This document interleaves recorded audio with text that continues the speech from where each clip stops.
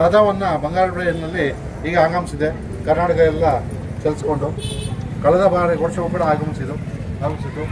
ಸುತ್ತೂರು ಶ್ರೀಗಳ ಕೃಪಾಶೀರ್ವಾದ ಎಲ್ಲರ ಮೇಲೆ ಕರುಣಿಸಲಿ ಅಂತ ಅಂದ್ಬಿಟ್ಟು ಉದ್ದೇಶಿಸಿದ ಈ ನಾಡಿನ ಉದ್ದಗಲಕ್ಕೂ ಸುತ್ತೂರು ಜಾತ್ರಾ ಮಹೋತ್ಸವ ರಥವನ್ನು ನೆರವೇರಿಸ್ಕೊಂಡು ಬರ್ತಾ ಇದ್ದಾರೆ.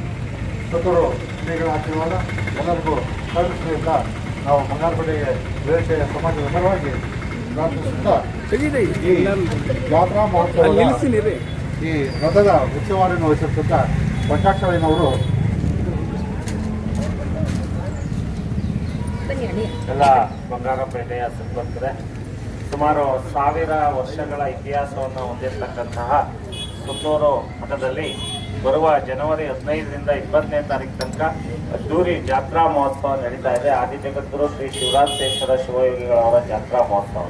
ಇವರು ನಮ್ಮ ಶ್ರೀಮಠದ ಸಂಸ್ಥಾಪಕರು. ಇವರು 1066 ವರ್ಷಗಳ ಹಿಂದೆ ಸುಮಾರು 10ನೇ ಶತಮಾನದಲ್ಲಿ ರಾಜರುಗಳಿಗೆ ಯುದ್ಧ ನಡೆಯುತ್ತಿದ್ದುದನ್ನು ತಪ್ಪಿಸಿ ಅಲ್ಲಿ ಒಂದು ಶಾಂತಿ ಒಪ್ಪಂದವನ್ನು ಮಾಡಿಸ್ತಾರೆ. ಅದರ ಅಂಗವಾಗಿ ಆ ರಾಜರುಗಳು ಇವರಿಗೆ ಇಲ್ಲೊಂದು ಮಠವನ್ನು ಕಟ್ಟಿಕೊಡ್ತಾರೆ. ಅದೇ ಸುತ್ತೂರು ಮಠ. ಇದುವರೆಗೆ 24ನೇವರೆಗೆ ಇರೋರು ಜಗದ್ಗುರುಗಳು. ಈ ಮೂಲ ಸಂಸ್ಥಾಪಕರ ಒಂದು ಜಾತ್ರಾ ಮಹೋತ್ಸವ ಜನವರಿ 15ರಿಂದ 20 ತನಕ ಸುತ್ತೂರು ಶ್ರೀ ಕ್ಷೇತ್ರದಲ್ಲಿ ನಡೀತಾ ಇದೆ.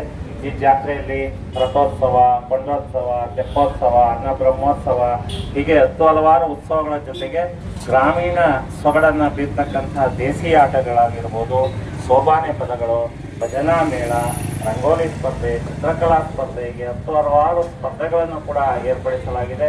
ಅಲ್ಲದೆ ರೈತರಿಗೆ ಅನುಕೂಲವಾಗಲಿ ಅಂತ ಹೇಳಿ ಕೃಷಿ ಬ್ರಹ್ಮಾಂಡವನ್ನು ರಚಿಸಿ ಕೃಷಿಯ ಬಗ್ಗೆ ರೈತರಿಗೆ ಅರಿವನ್ನು ಮೂಡಿಸ್ತಕ್ಕಂಥ ಕಾರ್ಯಕ್ರಮಗಳು, ಆರೋಗ್ಯ ತಪಾಸಣೆಯ ಕಾರ್ಯಕ್ರಮ, ಅದಲ್ಲದೆ ದಿನನಿತ್ಯ ಹಲವಾರು ಪೌರಾಣಿಕ ನಾಟಕಗಳು ಕೂಡ ನಡೀತಾ ಇರ್ತವೆ.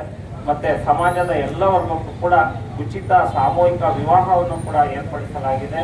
ಈ ದೂರದಿಂದ ಬಂದಂತಹ ಭಕ್ತರಿಗೆಲ್ಲ ಉಳಿಯುವಂಥ ವ್ಯವಸ್ಥೆ ಜೊತೆಗೆ ಪ್ರಸಾದ ವ್ಯವಸ್ಥೆಯನ್ನು ಕೂಡ ಮಾಡಲಾಗಿದೆ. ಇದೆಲ್ಲ ನಮ್ಮ ಸುತ್ತೂರು ಮಠದ ಪರಮಪೂಜ್ಯ ಜಗದ್ಗುರು ಶ್ರೀ ಶಿವರಾತ್ರಿ ದೇಶಿಕೇಂದ್ರ ಮಹಾಸ್ವಾಮಿಗಳ ಸಾನ್ನಿಧ್ಯದಲ್ಲಿ ನಡೀತಾ ಇದೆ.